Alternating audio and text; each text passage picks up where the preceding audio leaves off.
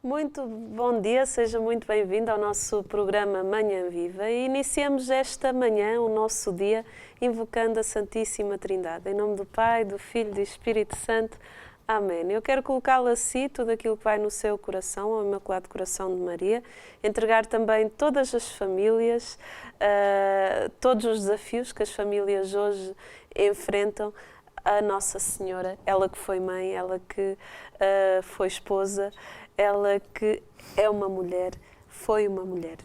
Ave Maria, cheia de graça, o Senhor é convosco, bendita sois vós entre as mulheres, bendito é o fruto do vosso ventre, Jesus. Santa Maria, Mãe de Deus, rogai por nós, pecadores, agora e na hora da nossa morte. Amém. Nossa Senhora do Rosário de Fátima, rogai por nós. Em nome do Pai, do Filho e do Espírito Santo. Amém. E hoje o nosso tema vai ser Vinha de Raquel, um caminho para recuperar a paz interior. Hoje vamos dar-lhe a conhecer todo um trabalho desenvolvido por um conjunto de pessoas a nível muito profundo, em que ajudam outras pessoas a experimentar o amor, a compaixão, a misericórdia de Deus através de retiros. Eu não vou falar muito mais, tenho aqui um longo texto para falar, mas não vou falar porque tenho aqui a pessoa que vai falar dessa vinha de Raquel, que já dispensa apresentações, é a doutora Maria José Vilaça. Muito bom dia, seja bem-vinda ao nosso programa. Bom dia, muito obrigada, gosto sempre de estar aqui. Como já esteve aqui no nosso programa há uns dias, não vou perguntar quem é, porque quem está em casa já a conhece, já faz parte aqui da nossa família. Mas, doutora Maria José Vilaça, o que é isto da Vinha de Raquel? A Vinha de Raquel é uma obra que foi fundada, não sei bem dizer quando, mas já há bastante tempo, por uma colega minha, uma psicóloga americana, a Teresa Burke. Portanto, isto deve ter sido, ela tem 70, entre os 60 e 70, e foi no início da vida académica dela, no fim do curso de Psicologia, que ela estava a fazer um estágio com umas mulheres anoréticas, um grupo, e a certa altura percebeu que na história de vida delas, ou da maioria delas, havia uma história de aborto. E perguntou ao supervisor o que é que ele achava disso. E ele disse-lhe que é natural que assim seja, porque o aborto, de facto, deixa marcas graves na vida das mulheres. Mas que era um assunto politicamente pouco conveniente, portanto, para ela não pegar nisso e deixar a coisa assim. É óbvio que ela fez o contrário, ela foi aprofundar, foi estudar e tal, e percebeu que depois de tomar a decisão de abortar e de fazer um aborto voluntário, existe em algumas mulheres, não quer dizer que aconteça com todas, mas há uma prevalência grande de mulheres que desenvolvem aquilo que ela chama o síndrome pós-aborto, que no fundo é uma espécie de stress pós-traumático aplicado ao aborto e com características específicas. Stress pós-traumático porquê? O stress pós-traumático é qualquer coisa que toda a gente conhece dos veteranos da guerra e tal, não é? É que quando uma pessoa é exposta a uma situação que é ameaçadora da vida, depois pode vir a desenvolver um stress pós-traumático. Pode vir a desenvolver. E aqui a pergunta é, em que medida é que o aborto é uma situação ameaçadora da vida? E, de facto, verifica-se que quando uma mulher toma a decisão de abortar, esta decisão está envolvida com algumas características, nomeadamente, é uma decisão que tem que ser tomada à pressa, porque há um prazo para isso. Exatamente. E, portanto, tem que ser uma coisa...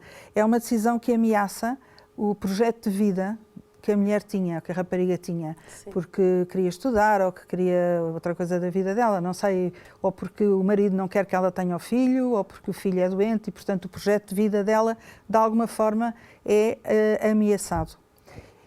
E depois há também uma vida aqui em jogo, objetivamente, que é a vida do bebê.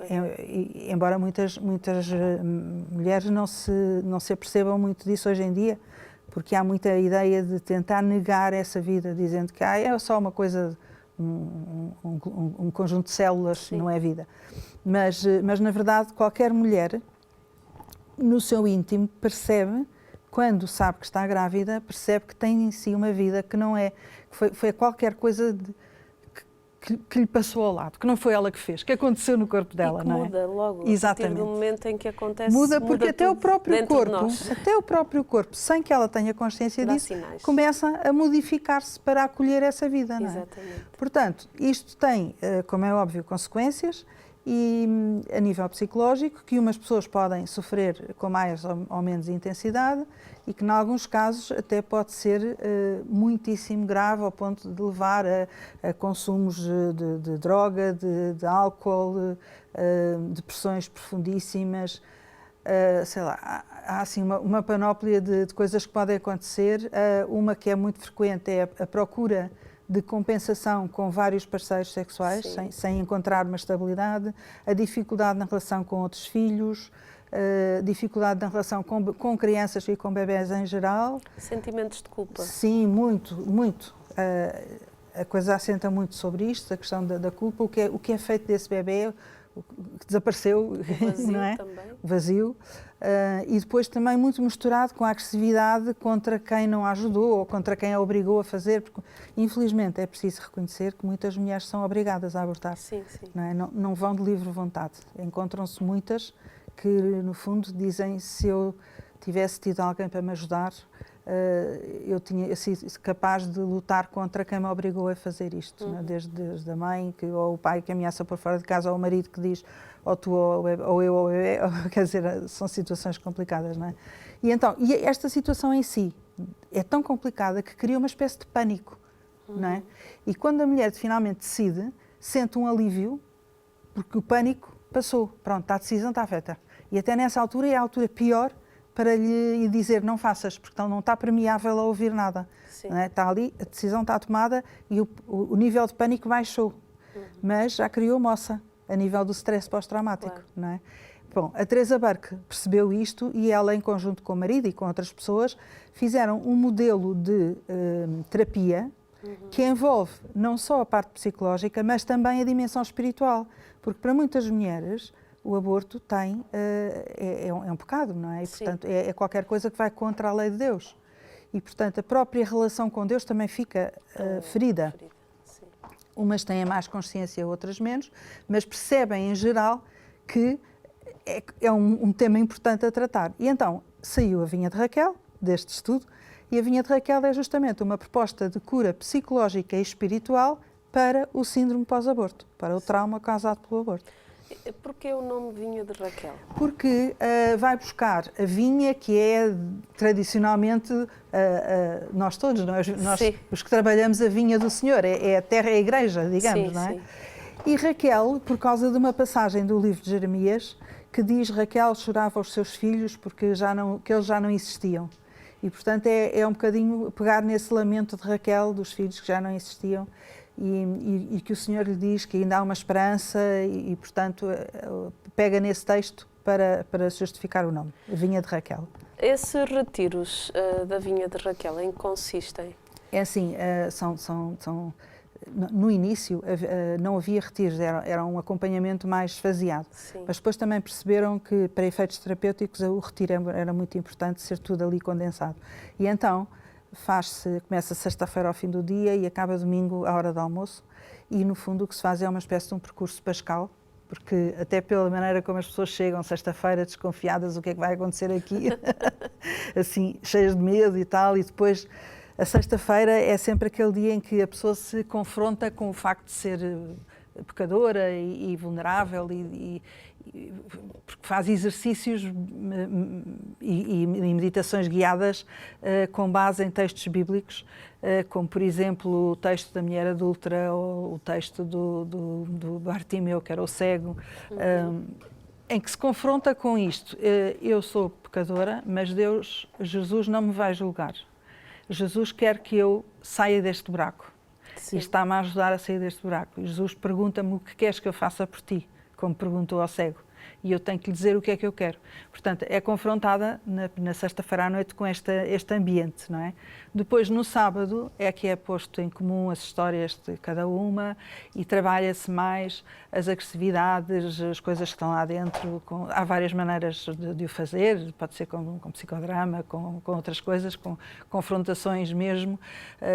Nós fizemos agora há pouco tempo um retiro em que experimentei uma coisa que eu nunca tinha experimentado e que resultou muito bem, que é estavam três mulheres, duas especialmente, não aceitavam o perdão sacramental. Quer dizer, elas não se sentiam perdoadas, o que é também muito característico do síndrome pós-aborto. Sim. É andar de padre em padre, de confessionário em confessionário, sempre a dizer o mesmo, até que algum padre se lembra, espera aí, à vinha de Raquel, vais fazer o retiro.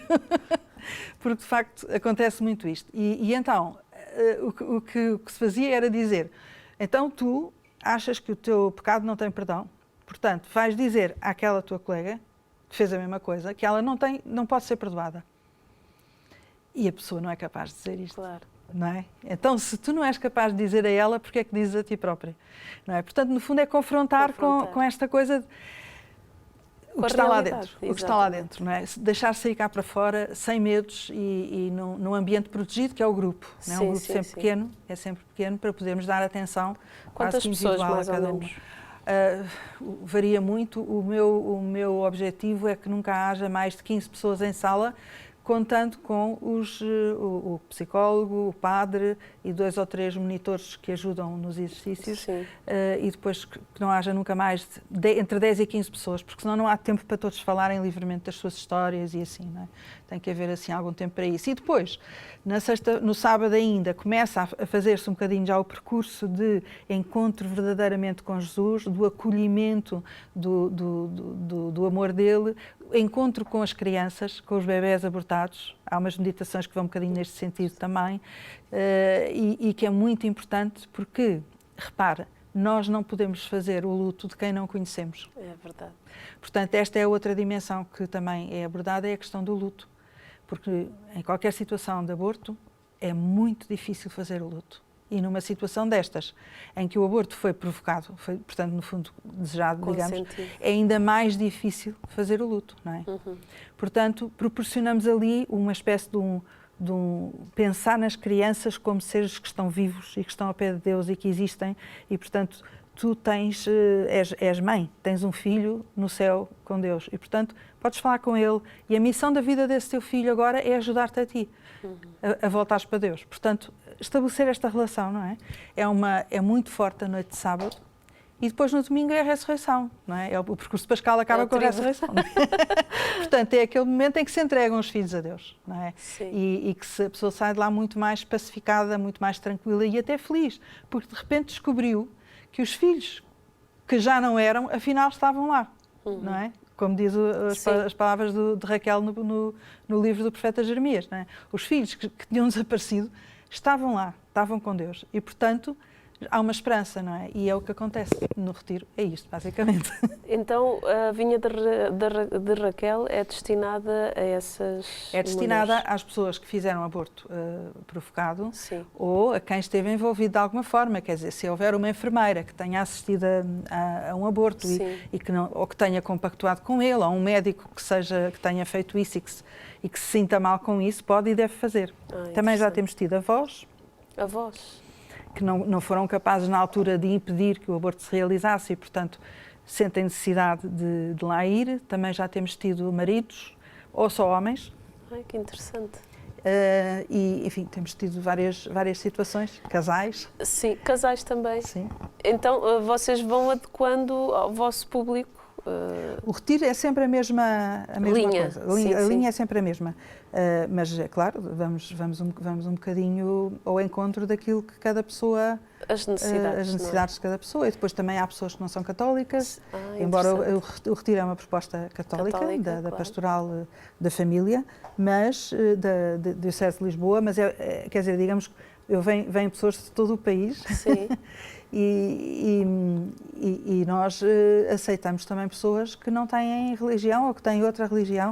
E até agora correu sempre tudo muito bem, porque as pessoas, desde que sejam avisadas, são perfeitamente livres. E até nunca me esqueço de uma que dizia sempre: nunca deixem de fazer isto, Eu não sou católica, não tenho esta dimensão, mas isto para mim foi importantíssimo, portanto, é giro ver. Qual a representatividade da Vinha de Raquel em Portugal? Como é que está sediada em... Está sediada em Lisboa. Sim. Por enquanto não há nenhum outro núcleo, só mesmo em Lisboa, embora eu sei que há no coração de muitas pessoas o desejo de criar outros núcleos.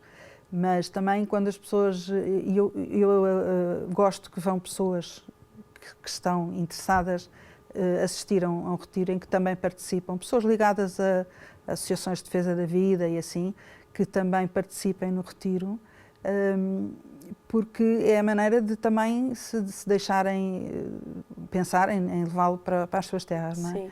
E de facto ficam encantadas, mas percebem que há muita coisa envolvida, muita traquitana, muita coisa para fazer, para montar, para não sei o que, ali dá um bocado de trabalho.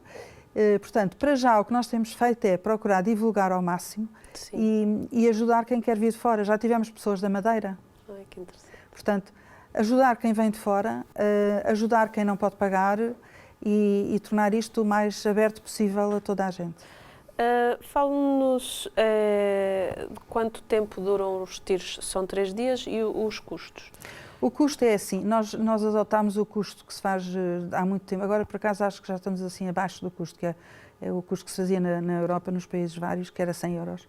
Adotámos esse custo porque é o custo da estadia no sítio. Já está tudo incluído. Está tudo incluído e todos os materiais que se gastam e tudo isso e também na medida do possível que a equipa fique, a estadia da equipa fique também coberta, Paga, não é? Sim. Paga. E também porque há muitas pessoas que não podem pagar nada, portanto Claro. não é só a noite que se paga, é um bocadinho mais. E depois quem não pode pagar, não paga e arranjamos sempre que nestas coisas de Deus, a providência acontece, não é? Portanto... Quem procura a Vinha de Raquel, o que dizer a quem precisa de ajuda? Eu acho que a coisa mais difícil é que as pessoas se sintam julgadas e tenham medo de ir, com medo que nós vamos apontar o dedo e tu fizeste.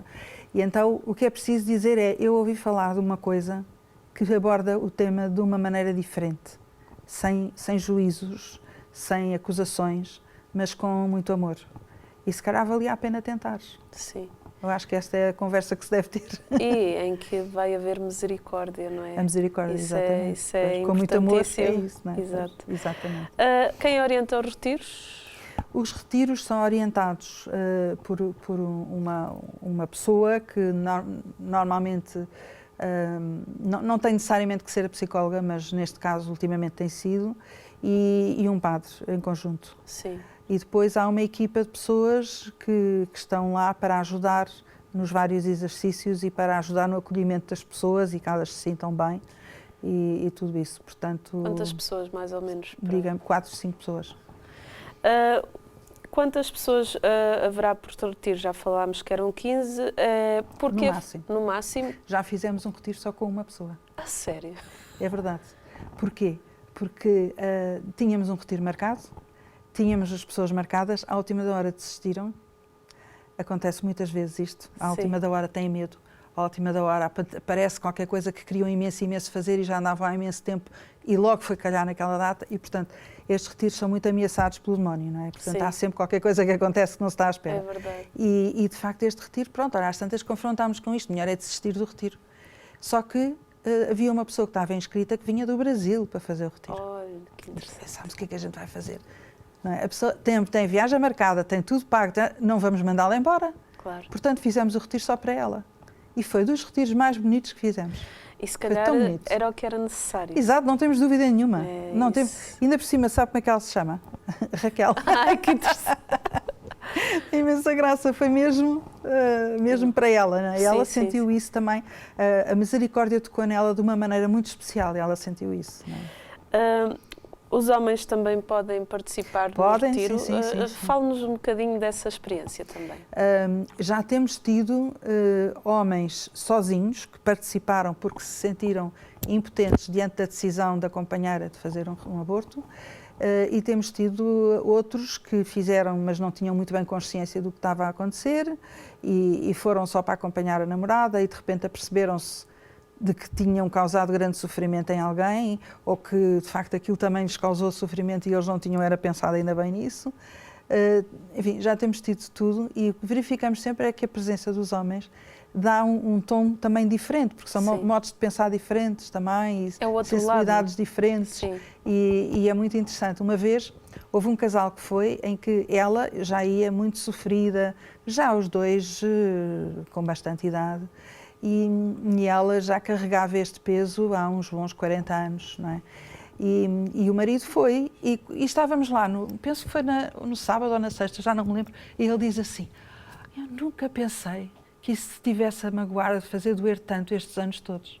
De repente ele teve ali assim a consciência de que de facto ela andou a sofrer aquilo sozinha, e eu acho que isto contribui muito para a união deles, não é? A questão do diálogo. Exatamente, de ter a consciência do sofrimento que o outro tem e perceber porquê, não é? De entender.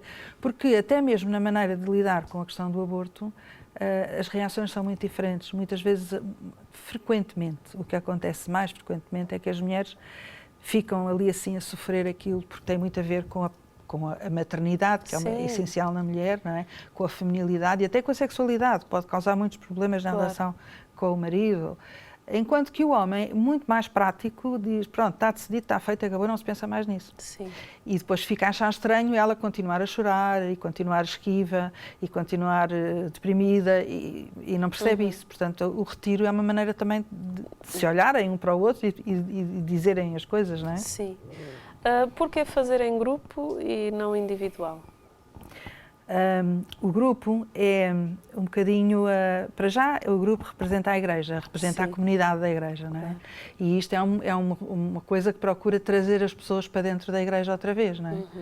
Digamos que quando uma mulher faz um aborto, a relação dela com Deus é cortada e o bebê que foi abortado tem como missão trazê-lo de volta à Igreja. Portanto, a Igreja, o grupo representa a Igreja. E depois porque o grupo também, em termos terapêuticos, é uma espécie de lugar seguro, onde as pessoas conseguem estar à vontade e partilhar as suas experiências. Exatamente. E ajudam-se umas às outras também. E isso é importante. Devo considerar a possibilidade de convidar o meu esposo ou uma pessoa que me apoie para participar comigo no retiro? Isto é uma pergunta. Sim, pode perfeitamente fazê-lo, mesmo que seja alguém que não tenha estado envolvida com o aborto, pode ir para fazer companhia e o que é importante é que todas as pessoas do grupo saibam o que é que cada um está ali a fazer. Exato. Eu não me esqueço, por exemplo, de um caso de um par de namorados que, aliás, na altura já estavam noivos. E quando ficaram noivos, ela procurou-me porque sentia-se indigna de tanta felicidade, porque na juventude dela tinha feito um aborto. E não conseguia sentir-se perdoada, e agora que estava noiva achava que era felicidade a mais para o que ela merecia. Sim. E então eu desafiei-a para vir fazer o retiro e ela perguntou se ele podia vir, claro que sim, e pronto. E não é que no meio do retiro ele disse: eu também tive uma história destas no meu passado. Também tive uma namorada que engravidou e não sei o quê e tal. Portanto, no fundo, ele sem saber também foi lá fazer o mesmo. Pois. E tivemos uma vez um outro casal, que já eram casados, estavam com muita dificuldade em engravidar e a pessoa que estava a acompanhá-los nesse processo de engravidar e da fecundidade e assim, percebeu que ela tinha feito um aborto quando era jovem e achou que aquilo podia estar ali assim a dificultar a abertura dela à vida, não é? E ela mandou falar comigo, ela veio falar comigo, com ele, com o marido, vieram os dois, e depois dela contar a história dela, eu virei para ele e perguntei-lhe: então, e você, o que é que acha disto tudo? E ele disse: bem, eu também tenho uma história semelhante para contar, mas eu já estou resolvido. Então, era também uma coisa da juventude e não sei o quê, mas já não tinha problema, estava tudo resolvido. E então foram os dois fazer o retiro, e é óbvio que aquilo foi uma catarse para os dois, não é? E não foi só para ela, mas o mais bonito disto tudo é que engravidaram na noite do retiro. Ai, que bonito! Foi tão bonito, quer dizer, que às tantas a vinha de Raquel também é um trabalho para a vida, não é? Sim. É muito bonito isto, porque de facto sentiram-se libertos, não é? Sentiram que Nosso Senhor estava com eles e que os tinha perdoado E isso permitiu-lhes, biologicamente, haver esta união entre o corpo e o espírito, não é? Sim. Biologicamente o corpo abriu-se à vida. Não é? E isso é muito importante. Às vezes nós temos coisas que se calhar pensamos que até estão resolvidas e que não estão. E não estão, pois. E que estão cá dentro e que acabam por ser uma barreira. Exatamente. E quando nós decidimos dar algum passo e tirar a terra que está por cima disso, é sempre muito bom. É sempre muito bom e algo muito bom acontece na nossa vida. Então, quem está aí em casa, se tem alguma situação semelhante, que se possa abrir, não é? Exato. A doutora Claro. Maria José. Exatamente. E a primeira parte do nosso programa já chegou ao fim. Vamos para um brevíssimo intervalo e já voltamos para a segunda parte para continuarmos a falar sobre esta temática da vinha de Raquel.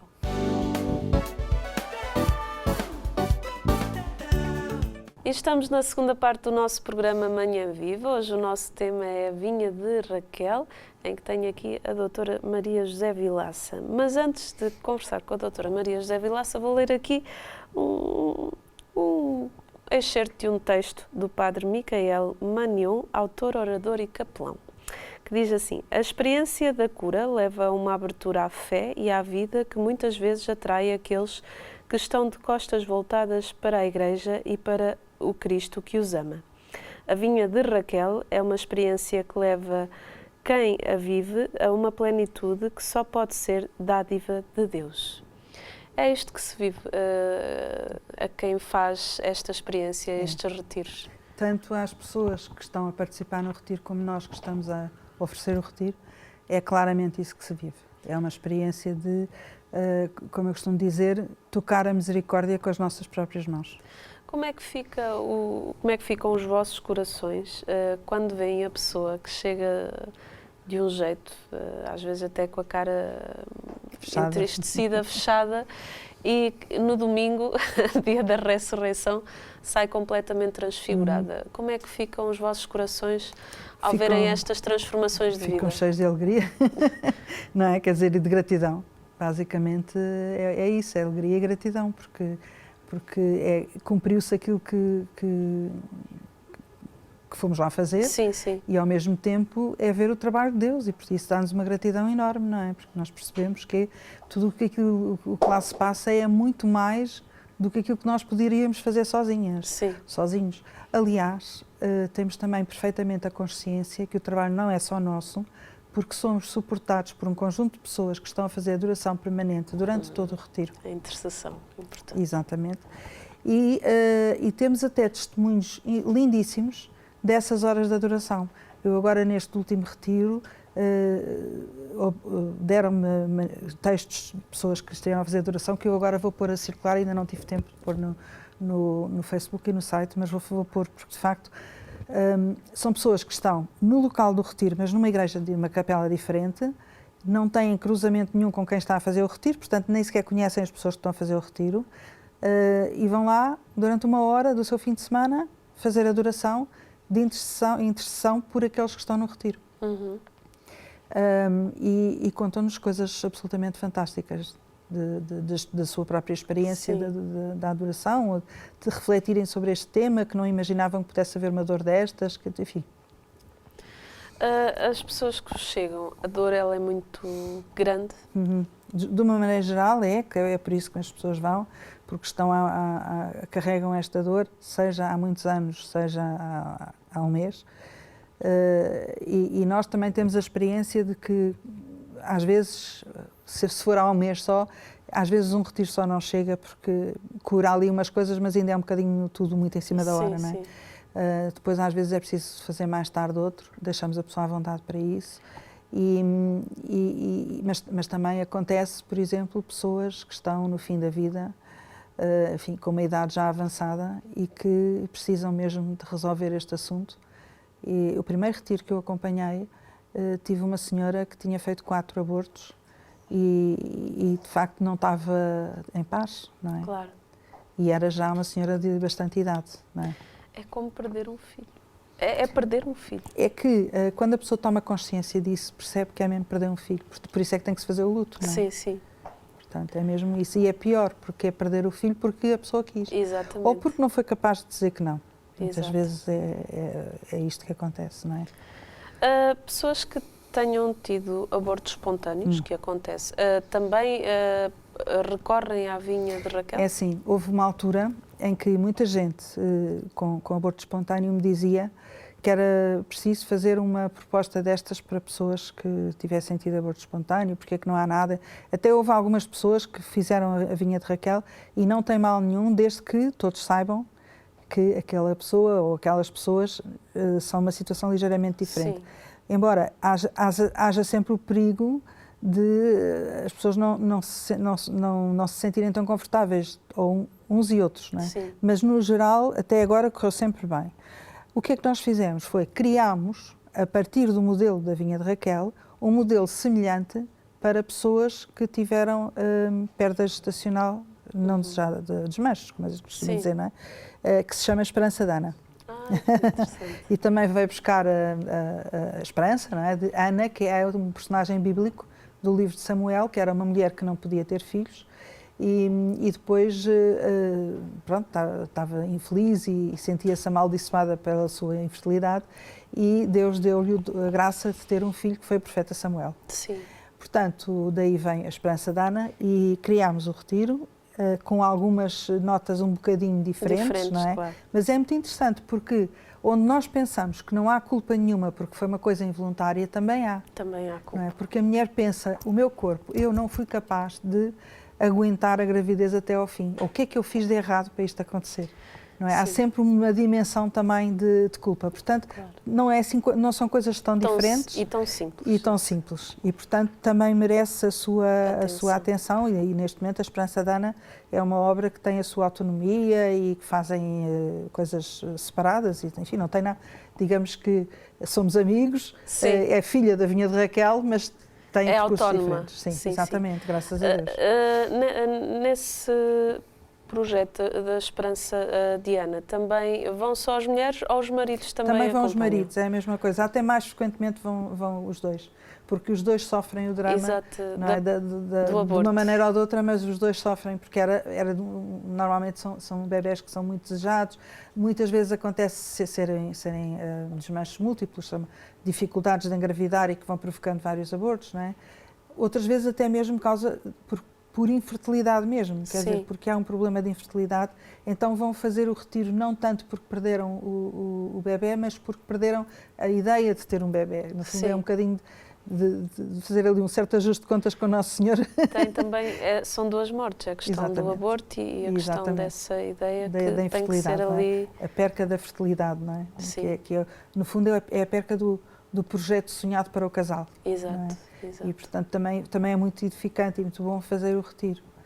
E pronto, e tem outra coisa que eles fazem, que é, às vezes, para não sobrecarregar as pessoas com um fim de semana inteiro, fazem um dia só, fizeram uma versão compactada, chamam-lhe o Dia da Esperança, e fazem isso, e outras vezes fazem com mais ou menos regularidade serões de oração, vão assim numa igreja, por exemplo, fazer uma missa digamos, de oferta a Deus pelos bebés, com um gesto também elucidativo, que torna mesmo para a comunidade que está naquela igreja e que não tem nada a ver com o assunto, de repente perceber que aqueles bebés são cada um simbolizado por uma velinha que se põe e que se entrega no altar, é um valor muito grande, é também um trabalho para a vida muito grande, não é? Com certeza. Portanto... Depois, tanto na vinha de Raquel como na Esperança de Ana, mas mais na vinha de Raquel, estas pessoas que fazem o retiro, seja homens, sejam mulheres, eles são acompanhados, continuam a ser acompanhados? É assim, nós não temos nenhum grupo propriamente, formalmente criado de acompanhamento.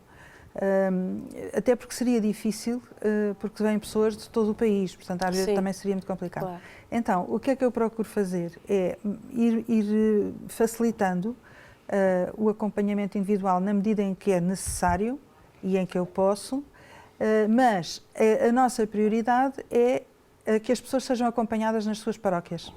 Sim. Portanto, às vezes mantemos as pessoas em relação connosco, através do Facebook ou assim, mas sempre na ideia de que precisam de encontrar o grupo certo, o grupo de catequeses adultos, o movimento, o padre, uma orientação espiritual, arranjar assim um sítio onde as pessoas possam fazer o seu caminho. Sim. Porque isso para nós é o fundamental, é que sejam acompanhadas. Exatamente. E não tem que ser por nós. E até porque o vosso projeto ele é da Pastoral Familiar de Lisboa, sim, não é? mas não, isso não quer dizer que não... Claro, com certeza. Eu lembro-me de uma da Diocese de Setúbal, que andei bastante tempo em conversas com ela e com outras pessoas de terrinhas ali à volta, sim, para encontrar o padre que a ia integrar numa paróquia. Porque era uma preocupação, quer dizer, ela estava sozinha. Não é? As pessoas são muito sozinhas, sim, às vezes estão mesmo muito sozinhas. E no fundo o que precisam mais é de uma companhia. Sim, e de serem amadas e acolhidas. A companhia, não é? que seja para elas a encarnação do amor de Deus. Exatamente, não é? exatamente. As pessoas precisam de ser acolhidas. Quem quiser apoiar-vos, o que é que precisa fazer? Olha, há 3 formas de nos apoiar. Uma, já se vê, é divulgar os retiros, não é? Sim. Pronto. A outra é através da adoração. Nós temos geralmente dificuldade em arranjar pessoas que se disponibilizem, mas temos conseguido sempre arranjar, mas às vezes é mais difícil, portanto é disponibilizar-se para fazer a adoração e neste momento, quando a coisa é complicada, como isto está divulgado pelo país todo, às vezes pode não ser mesmo no sítio, mas que façam... Era o que eu lhe ia perguntar. Exatamente. Por exemplo, nós temos um terço, que é o terço de Raquel, e eu devia ter trazido e esqueci-me de trazer, mas pronto. Mas eu tenho a impressão, até que já cá há alguns, que é um terço muito especial, porque em cada Ave Maria tem uma intenção relacionada com o aborto. Sim. E, portanto, é um terço longo, que demora à vontade 1 hora a rezar com cânticos pelo meio e tal, serve bem para uma noite, para 1 hora de adoração.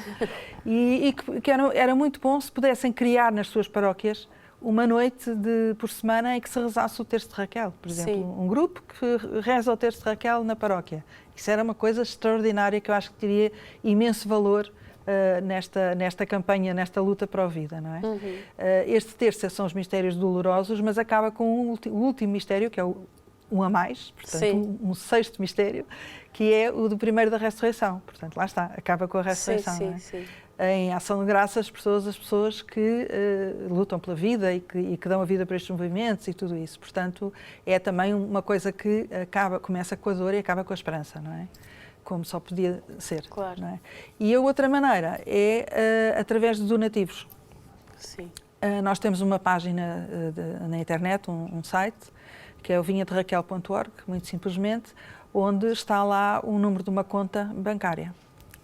E, portanto, se quiserem fazer um donativo, também aceitamos e agradecemos, justamente para as pessoas que não podem pagar. Exatamente. Aquilo estar sempre... E vai estar a ajudar a... Exatamente. E todas as ajudas são boas. Olha, claro. É tão giro ver pessoas que, mas eu não tenho dinheiro para pagar o retiro, como é que eu vou fazer? Não faz mal. Venha, paga o que puder, se puder pagar alguma coisa, se não puder, não paga nada. E depois a pessoa faz o retiro e de repente eu tenho que dar nem que seja 5 euros, porque isto foi tão bom, tão bom, tão bom. E olha, eu não posso pagar nada agora, mas pago mais tarde. E mais tarde lembram-se, telefonam e querem dar. É tão giro ver isto, tão bonito, não é? Então a parte financeira não pode ser impedimento para que as pessoas... De todo que não. Isso é importante frisar para quem está lá em casa. Não, de todo que não, nem pensar. Isso nunca pode ser. Aliás, a falta de dinheiro nunca é um problema. O dinheiro não é um problema, é a solução dos problemas. É verdade, é verdade. Neste tempo de pandemia, vocês como é que vão fazer os vossos retiros? Nós tivemos um retiro marcado para maio. Sim. E, enfim, ainda 2 meses antes do retiro eu já tinha o retiro cheio. Sim. Coisa que é raro acontecer. E de repente, em março, veio a coisa da pandemia e tivemos que cancelar o retiro, não havia outra hipótese, não é? E agora aproveitámos o mês de setembro, porque é tipo o fim desta fase boa e o início de uma segunda onda, era ali aquela janela de oportunidade, fizemos um retiro. E agora vamos ver quando é que temos uma outra janela de oportunidade. E vamos jogando um bocadinho à vista, quer dizer, não queremos... Eu sei que houve sítios nos Estados Unidos que adotaram modalidades de retiro virtual. Sim. Eu não queria nada entrar por aí. Se calhar vou fazer isso com outras coisas. Com coisas relacionadas com a teologia do corpo e assim. Mas com isto, eu acho que é muito importante a presença. A presença, não é? O olhar nos olhos. É claro. fizemos um retiro com muito gel e com umas distâncias, as máscaras, sem abraços nem beijinhos, pois. Com máscaras, tudo isso, não é? Mas fez-se um retiro e os resultados foram ótimos, não deixa de ter fantásticos. O seu efeito. Nosso Senhor fala bem de todas as maneiras, portanto não é por aí. Eu, antes de me ir embora, queria só mostrar aqui uma coisa. Força. Que a Madre Teresa de Calcutá escreveu sobre isto e que eu acho que era importante também perceber que isto é uma coisa que atravessa o mundo inteiro, sim, não é? Sim. E de tal maneira espalhada pelo mundo inteiro que a Madre Teresa de Calcutá nos escreveu, não a nós em Portugal, mas à Vinha de Raquel no geral, a ti que abriste o coração ao serviço. Muito obrigado pelo que estás a fazer por Deus, ao oferecer o teu amor, compaixão e misericórdia àqueles que foram tocados pela dor do aborto. Dou graças a Deus por ti e por este maravilhoso trabalho que estás a fazer. O próprio Jesus disse que veio para chamar os pecadores e não os puros. Rezo para que a Vinha de Raquel traga o terno amor e a compaixão de Deus a todos os que dela precisarem, procurando a sua paz, e que abra os seus corações e permitam que Deus os restaure para a felicidade e santidade. Permite que Jesus te use como seu instrumento, deixando-o amar as pessoas através de ti. Eu rezo muito por ti. Deus te abençoe, Madre Teresa de Calcutá. Tem uma Isto grande é dirigido intercessora a todos nós, não é, que trabalhamos Exatamente. nisto. É tão bonito. E pensar que ela agora está no céu a fazer o mesmo, a rezar por nós, não é? E que agora é uma santa, não é? Exatamente. Então pois, exato, é muito bonito isso. É muito bonito isto. Uma curiosidade, a Vinha de Raquel está espalhada por outros países no mundo? Está. Portanto, nos Estados Unidos têm imensos sítios, chegam a fazer só para homens, só para mulheres, tem tudo em grande, não é? Sim, claro, é tudo em grande. Tem um só para católicos, outros para denominações protestantes várias, tem... Que bonito. Depois existe o Vinha de Raquel em vários países da Europa, assim, de repente lembro-me da Itália, de França, não sei se na Alemanha também não há, talvez, penso que sim. Eu sei que há em mais, mas não sei de cor. Não, na América temos do várias Sul, pessoas que também nos acompanham fora de Portugal. Pronto. Então eu não sei se não há em Inglaterra também. Sim. Em Itália sei que há e em França também. Em Espanha fez-se uma tentativa, mas não sei porque não correu tão bem. Não sei se já houve uma segunda tentativa. Em Espanha o que eles fizeram, as mesmas pessoas, foi uma coisa que nós não temos cá em Portugal e que há muito nos Estados Unidos, que é a campanha do Silêncio no Más. É uma campanha de tornar público o testemunho. Portanto, as pessoas que vão para a porta dos sítios onde se fazem aborto e dizem eu abortei, estou arrependida e falam disto publicamente e aparece nas notícias e não sei o quê. Portanto, é uma campanha que nós cá em Portugal não temos e eu duvido que alguma vez venhamos a ter porque não é muito o nosso estilo. Sim. Mas pronto, venceu mais isso em Espanha do que os retiros. O retiro tem que ser abraçado pela Diocese da forma como ele está feito. Claro. Porque tem um carisma próprio, não é? Era a mesma coisa do que de repente a Canção Nova agora ir para um país qualquer e dizer mas vamos mudar isto e mudar aquilo e não sei o quê. Não se pode. Mudar. E o retiro é um bocadinho isto também. Portanto, às vezes é difícil um país, ou só um conjunto de pessoas, é uma ideia tão gira, mas eu vou fazer isto diferente.